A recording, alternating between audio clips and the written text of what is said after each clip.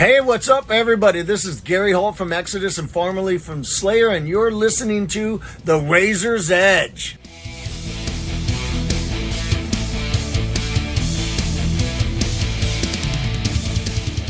Hi, it's Kat and I'm at Bloodstock on Saturday. I'm here with Justine from Employed to Serve, who's just played a blistering set on the main stage. How are you, Justine? Very good, thank you. And how was it? It was a really good set, really good. Did you really enjoy it? Oh, thank you. Yeah, it was incredible. So we've never played Bloodstock before, so it was just really nice to have our debut and just be such a great crowd. It was great. Yeah, I mean, your first time at Bloodstock, I mean, lots of people have seen you previously at other festivals like Damnation and things like that.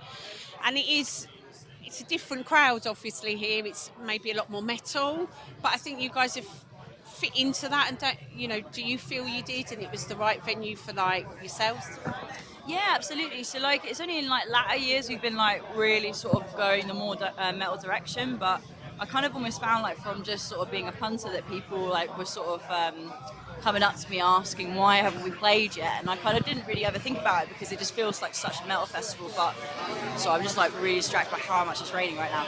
But yeah, it's just really nice to just play such a metal festival and so close to home. We've got so many good festivals in the UK, so yeah. And it's quite an eclectic festival as well, isn't it? And I think once people have come once, they want to come back again and again, whether that's as a band or a punter. A lot of the time. Yeah, I feel like it's definitely got sort of patrons who come every single year, no matter what the lineup, and it seems very family orientated. You see different generations turn up, and it's just what metal needs, really. Yeah, definitely. We certainly need to, embrace that community feel a bit more, I think, because we're all very different. We're all here for the same reasons, aren't we? Yeah, absolutely. I think that's what this kind of music's good for doing, is bringing people together. Definitely. So you had your latest album, Conquering. How was the process for you guys for writing and recording that? Because we have a lot of different processes when we're interviewing bands. Are you together doing it in one room, or are you doing parts separately and then bringing it together later? So this album, it was written during 2020, so the sort of real thick of COVID. So most of it was written at home and remotely and sort of sent through Dropbox and all that. And yeah, we sort of latterly we managed to get together in a practice room and sort of rearrange as needed. So yeah, it was. To be fair, we kind of do that anyway. We're not. We don't tend to write as a full band all the time. It's just a bit more productive if it's people come with ideas. And so you're on tour with Gojira as well. So how was that going out with Gojira? Because they've done really well and really catapulted the last few years. How did you find that experience out with them?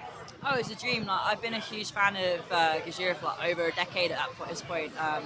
Actually, even sooner, longer. I think Master Serious was the first Gojira album I bought. I think that was 2005 or so. And yeah, it was just a dream. To play a band like that, amazing. And also they took us on tour on their biggest headline tour to date. And yeah, it was just awesome just to watch them every night for free, to be honest.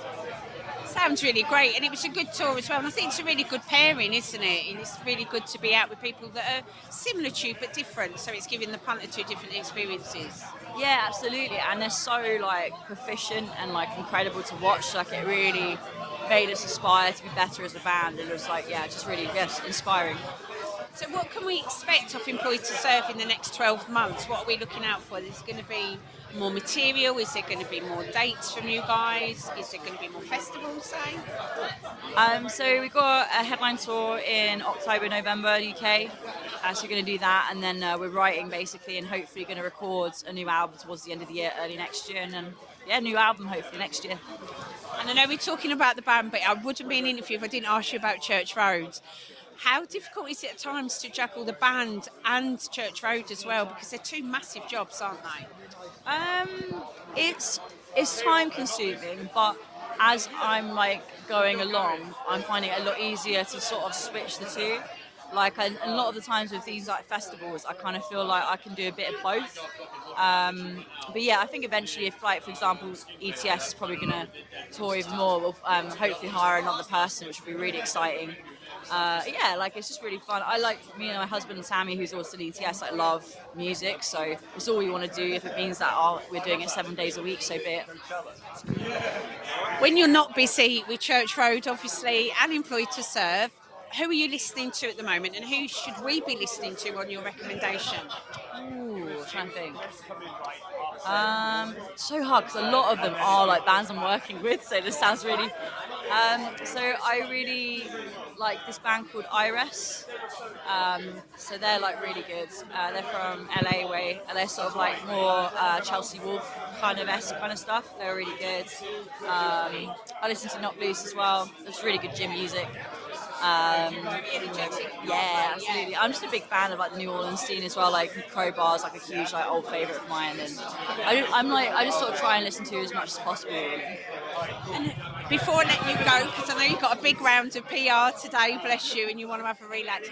Who are the biggest influences to you both in Employed to Serve? Kind of who, was there a band or a member of a band that influenced you to actually get into music and start that journey for yourselves? It was actually a festival, so Heavy Festival 2012 was the beginning of me getting into stuff like Death Wish, like all like basically Death Wish around that era was like basically dictated my music taste because I just come from listening to only deathcore and death metal to like this sort of other like kind of more underground scene. So I think that festival and watching bands like Road to Massey, Converge, Sugar, who else played, Glassjaw, watching all those bands like Chariot played as well, like all of those bands like were just like, oh, made me want to be in a band.